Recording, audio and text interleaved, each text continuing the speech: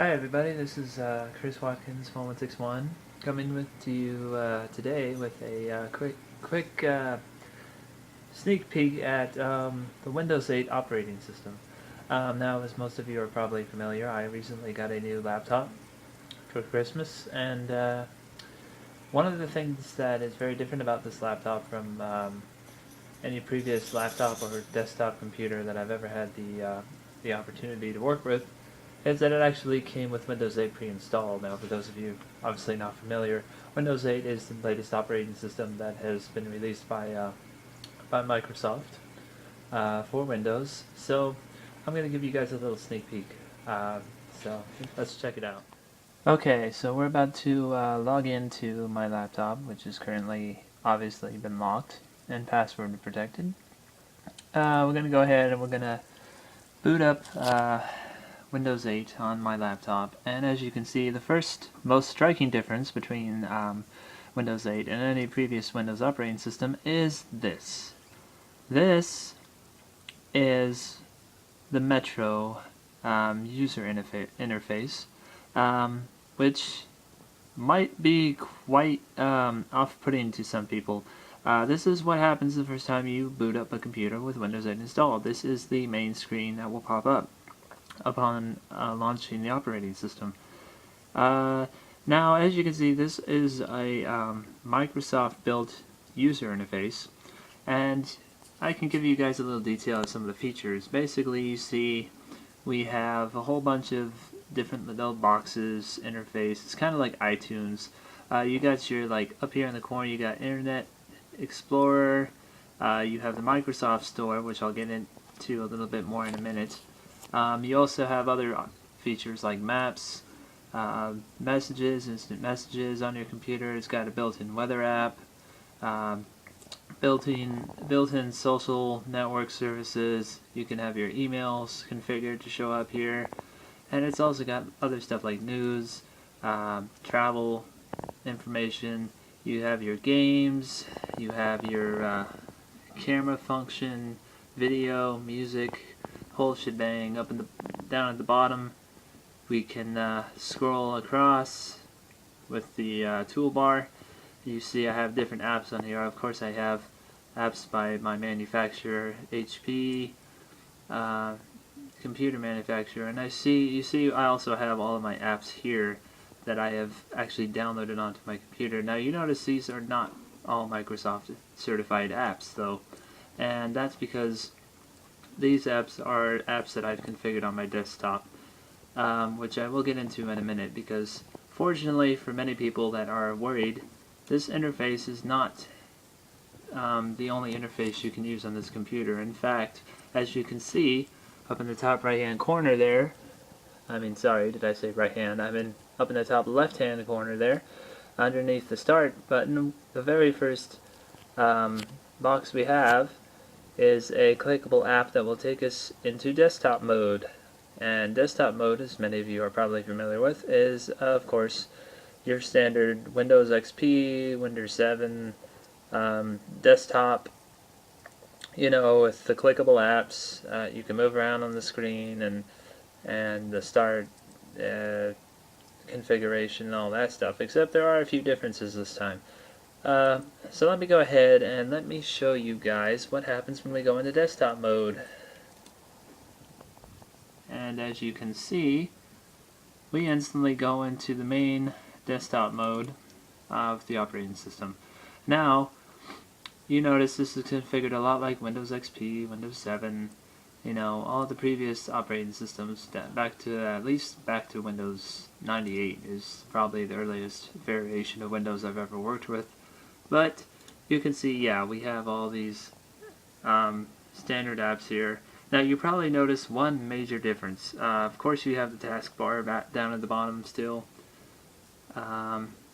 You have volume, you have devices attached, you have your battery, all that stuff. You have the clock down in the bottom right hand corner of the screen. Also, I can show you to demonstrate. You notice this little thing right here. I'm going to get rid of it. We still have the same toolbar control. We can go to Task Manager, which is already laid out to configure to show us all of our system resources. You have memory, CPU, your hard disk. This will tell you, how much memory is being used by all your programs, so you can kind of compute your resources appropriately. Yeah, so I'm gonna go ahead and I'm gonna turn this gadget thing off so it doesn't appear in the middle of the screen anymore. So yeah, so we have that. Now the biggest difference, you probably, if you haven't noticed, if you look down in the bottom left hand corner, we have an application for our internet. We have a folder, which is where we can access our files and folders and documents and music files and all that kind of stuff. And of course I have a little HP symbol, that's the computer manufacturer. But you probably noticed there's no start button. Now, don't panic, because there actually is a start button. But one thing I want to show you is this computer has a few little quirks. Well, this OS has a few little quirks in it. For one, if you take your mouse, move it all the way to the bottom left hand corner, you notice this little window pops up. If you click your mouse, it takes us right back to the Metro user interface, which is where I showed you guys before. Now, if we go down to the bottom corner, it shows us a view of the desktop. We click, and we're right back to the desktop. Pretty simple, actually, not that complicated to understand.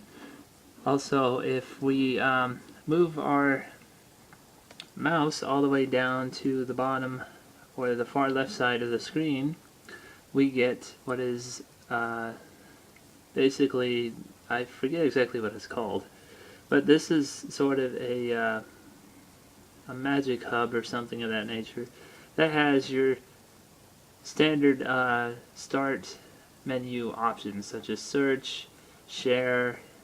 This start function is a little different from your typical start function.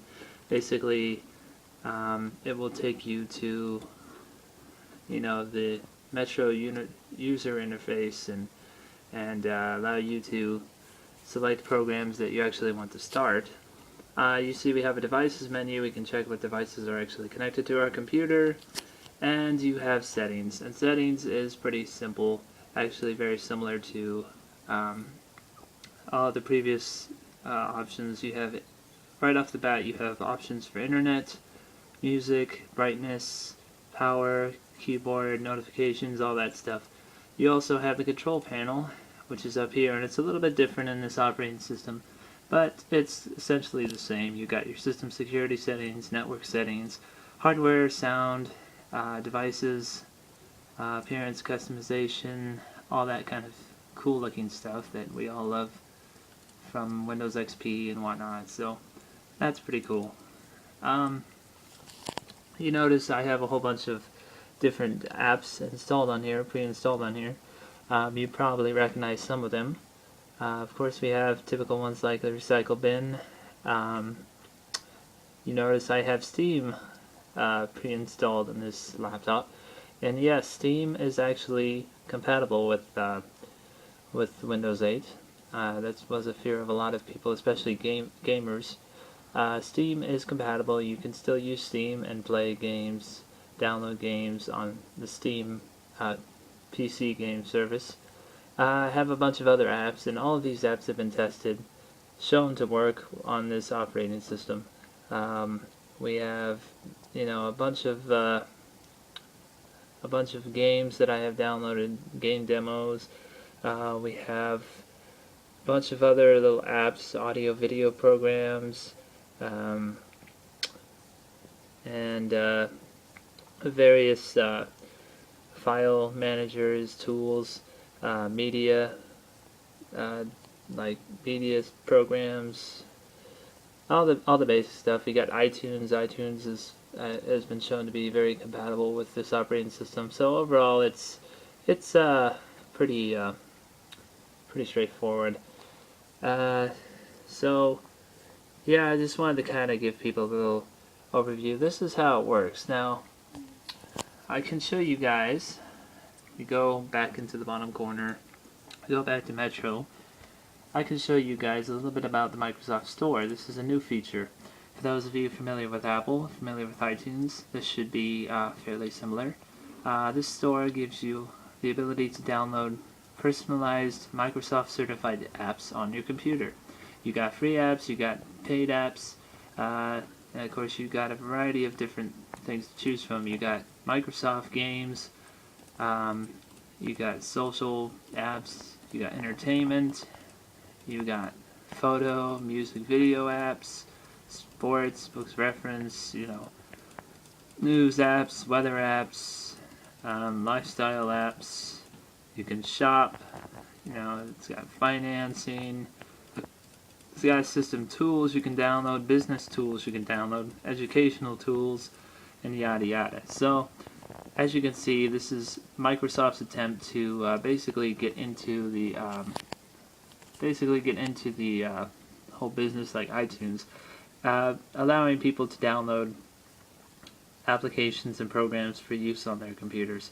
However, you are not limited to just the Microsoft certified programs. Of course, if you wish, you can of course change to the desktop mode. You can go on your internet browser and you can download programs just as you always have, on Windows XP or any other previous iteration of Windows that you have used in the past. So overall, there's a lot of controversy about this. A lot of people are a little concerned that this, especially this user interface, that it kind of looks like Microsoft might be pulling an Apple. They might be trying to lock down their platform, but personally, I think this might be a little bit overblown. Yes, the Microsoft Store does offer a lot of the same services that you could otherwise download. And yes, there's always the potential that Microsoft could turn around and decide to lock down their platform, make it so that people can only purchase apps that they have certified for their operating system. But thus far, it seems like Microsoft has not been Microsoft has not shown any kind of clear intention of doing that. So personally, I wouldn't be too worried about it. So yeah, overall, this operating system is very stable. It works very well. It's a little bit faster than Windows 7 or any of the previous versions of Windows.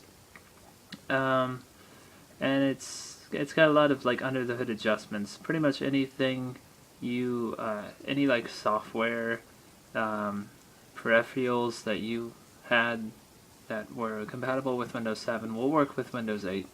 So overall, I think it's a promising operating system, but of course we have much ahead of us to determine just what Microsoft's true intentions are.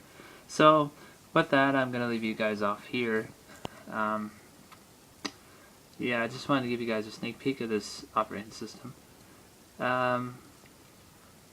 So I think that just about covers it. So overall, Windows 8 is a pretty stable operating system, and it has a lot of interesting features built in. Of course, we still have yet to see, what it becomes in the future. So for those of you wondering, is it worth upgrading? Well, let me put it this way: if you still have Windows XP or Windows 7 or even Vista, at this point, then I highly recommend you stay where you are. Personally, I think Windows 8 is okay. It came pre-installed on my laptop, and I've managed to get it to work for most of the purposes of which I want to use it. But overall, if I could, I probably would downgrade to Windows 7 if I could, because I think that Microsoft has kind of locked down the platform in some certain aspects. And overall, I think, even though it shows promise in some areas, it shows flaws in others. So with that, I'm going to leave you guys off here. This is my quick review of Windows 8, and I hope you guys enjoyed this. I hope you found this educational. So, take care, guys. This is Chris Watkins, 1161, signing out.